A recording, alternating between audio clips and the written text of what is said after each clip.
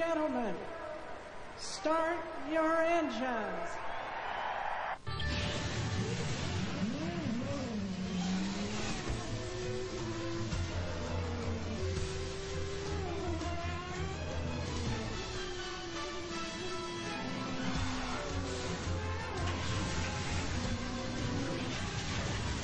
Et Dario Franchitti a remporté l'Indy 500.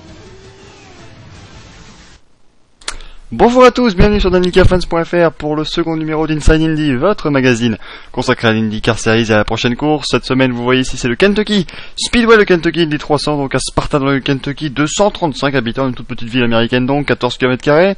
Depuis 2000, le circuit du Kentucky figure au calendrier de l'Indy Racing League. C'est Scott Wheeler qui avait réalisé la première pole position et Buddy Hager qui avait remporté la première course ainsi que la seconde. En 2001, le circuit a également vu deux fois la pole position faite par une femme, puisqu'en 2002, Sarah Fisher est devenue, excusez-moi, ça rame quelque peu, j'en peux plus cet ordinateur, voilà, ça fonctionne. Donc, Sarah Fisher est devenue la première femme à réaliser la pole position dans une épreuve d'IndyCar, c'était donc en 2002. En 2005, Danica Patrick a également réalisé la pole, c'était une de ses 3 pole positions dans sa saison de rookie après Chicago. Et également la course au Kansas, la course du Kentucky qui depuis 2007, enfin en 2007 et 2008 s'est déroulée au crépuscule. En 2009, cette course s'est déroulée, comme vous voyez ici, complètement de nuit, puisqu'avant, en fait, en 2007-2008, c'était l'IndyCar, puis l'Indy Lights qui roulait, donc l'IndyCar roulait vers 18h, et ensuite l'Indy Lights suivait vers 21h. On a inversé les deux courses, mettant donc l'IndyCar en avant. On voit ici Ed Carpenter, qui était vraiment l'un des hommes forts de la course l'année dernière, puisqu'Ed Carpenter a terminé en seconde position. C'est évidemment le résumé de la course de l'an dernier que vous êtes en train de voir, comme d'habitude ici, dans ce second numéro d'Inside Indy. Donc, le Kentucky Speedway encore, un ovale d'1,5 miles comme les deux autres auxquels nous allons aller, ce sera Motegi et Homestead pour terminer la saison le 2 octobre, mais c'est un ovale un petit peu différent. Vous voyez déjà, vous avez sans doute remarqué, l'ovale est extrêmement large ici au Kentucky Speedway, ce qui est beaucoup moins le cas par exemple, enfin qui est également le cas à Motegi, mais qui n'était pas le cas par exemple au Chicagoland Speedway ou au Texas Motor Speedway, deux autres ovales d'1,5 miles. On voit ici les deux pilotes de Team Penske, Ryan Briscoe et Elio Castroneves qui rentrent dans une pit lane qui est somme toute assez large également, un peu comme la piste, mais sur cette piste du Kentucky on peut rouler quasi sans problème 4 de front. Bon, je ne conseille pas d'essayer bien sûr, mais en tout cas la place est là, et c'est vraiment pas la place qui manque sur cette piste, une piste également extrêmement bosselée dans cet état du Kentucky.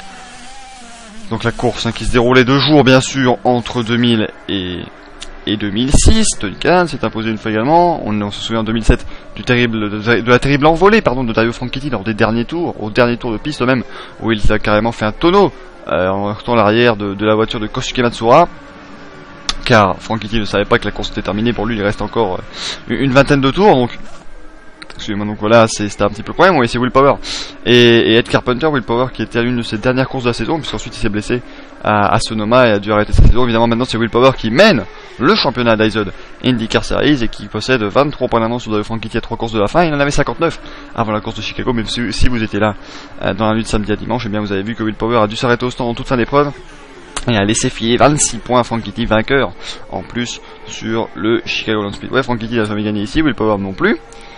Il y a eu pas mal de pilotes. Alors on a eu aujourd'hui évidemment les qualifications. C'était Ed Carpenter qui a réalisé la pole position et il devient ainsi le 10e poleman différent en 11 courses courues ici au Kentucky Speedway. Plusieurs pilotes l'ont remporté 2 fois. C'était le cas par exemple de Sam Horny Jr. de Buddy Hager en 2001 et de Sam Horny Jr. en 2003 et 2006. Et on voit donc ici un Will Power d'Ed Carpenter, Will Power d'Ed Carpenter qui nous montre bien que c'est très difficile de passer par l'extérieur.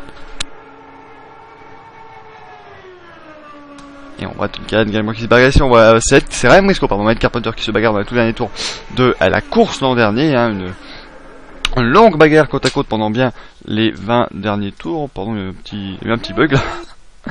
Que se passe-t-il? Bon, on va rien dire, voilà, on va voir ici, on revient dans la bagarre Carpenter-Briscoe. Je sais vraiment pas ce qui s'est passé, bizarre.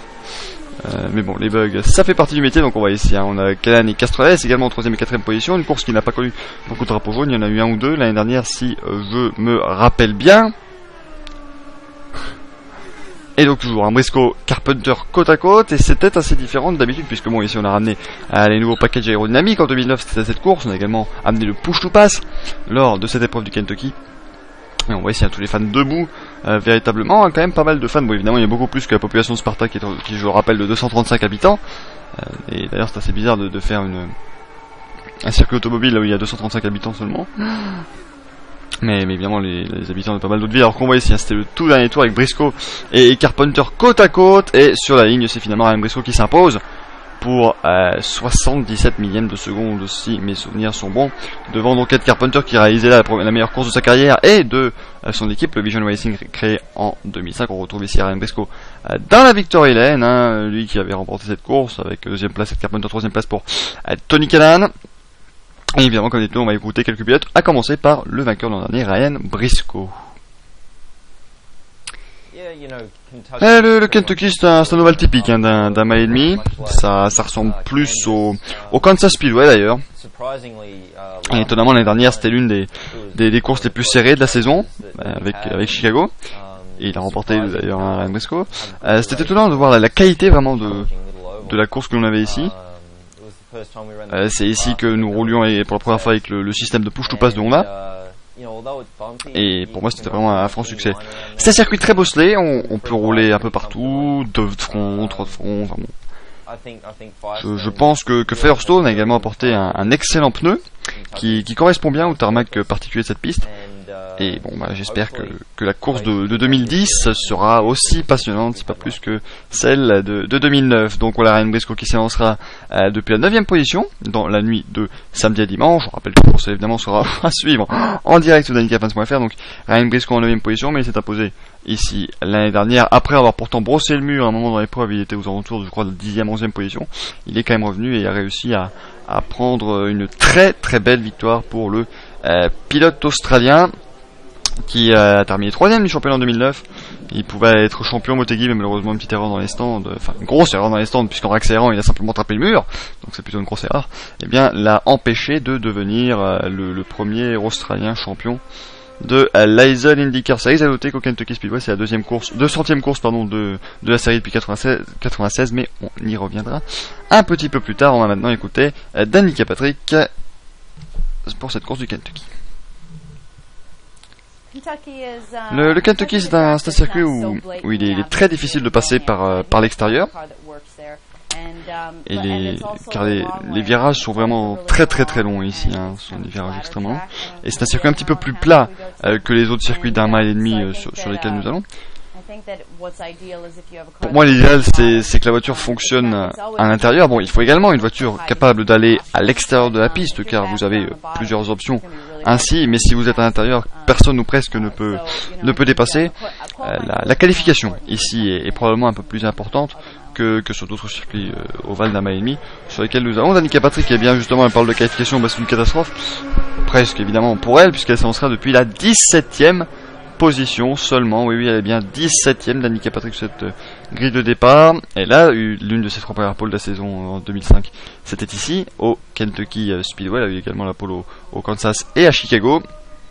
Mais elle ne s'est évidemment jamais imposée sur ce circuit, puisqu'elle ne compte qu'une seule victoire en carrière. C'était à Motegi en 2008. On termine évidemment ce portrait de Danica Patrick avec quelques images prises lors de la séance qualificative de la course du Kansas Speedway, un petit peu plus tôt dans la saison, la course qui avait lieu le 1er mai d'ailleurs.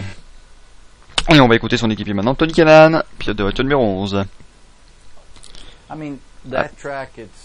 À cause de la météo qu'il y a ici, l'hiver, le printemps, l'été également, ce circuit est de plus en plus bosselé chaque année.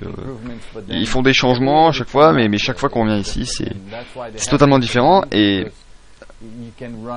vous pouvez rouler parfois à l'intérieur, mais si votre voiture est bien réglée et passe bien les bosses, eh bien on peut aller un petit peu plus haut sur l'ovale.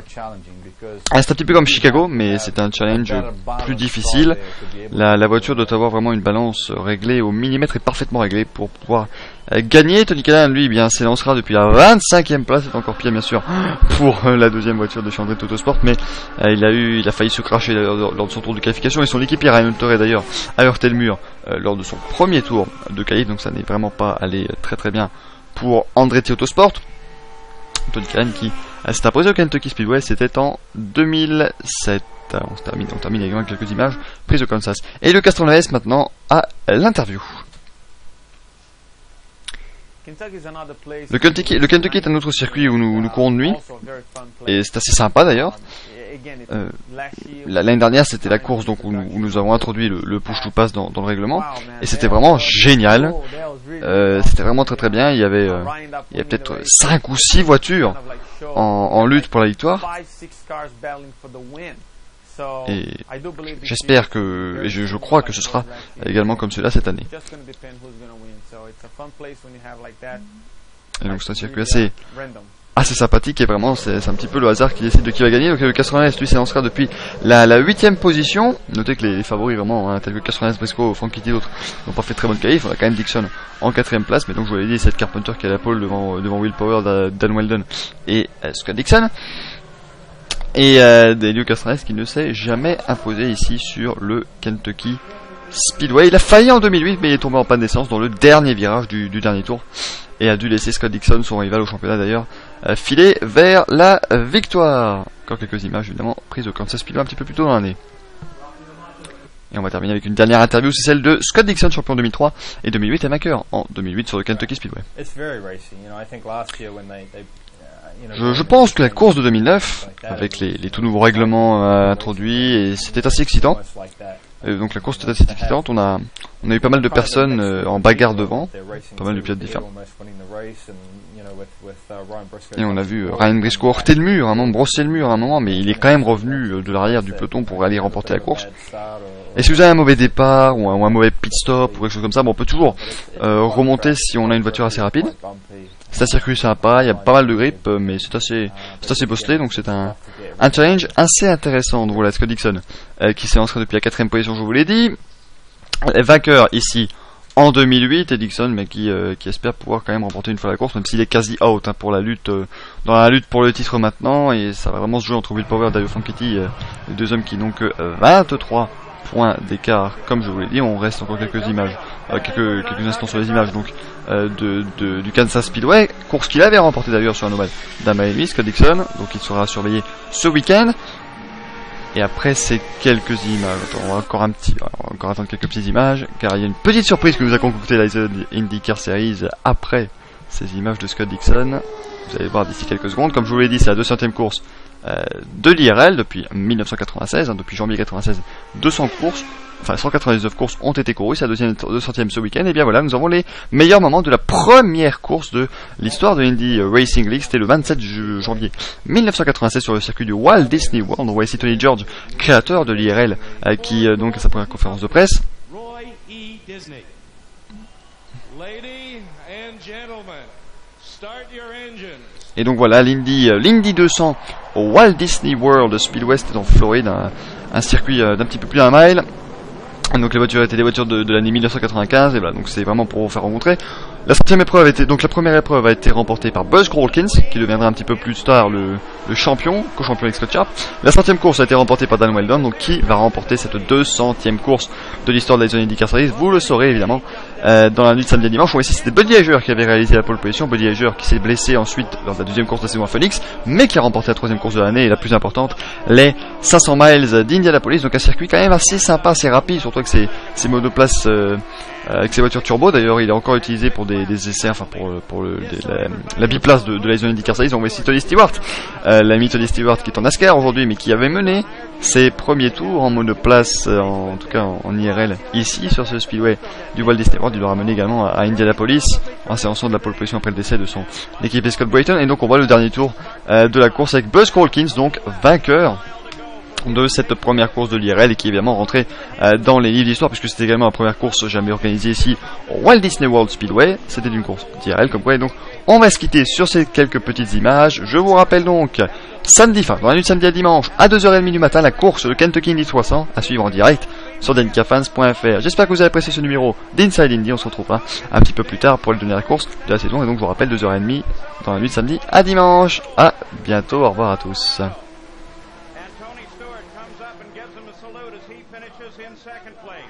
Robbie Buell was able to hold off Michele Alboreto to the flag.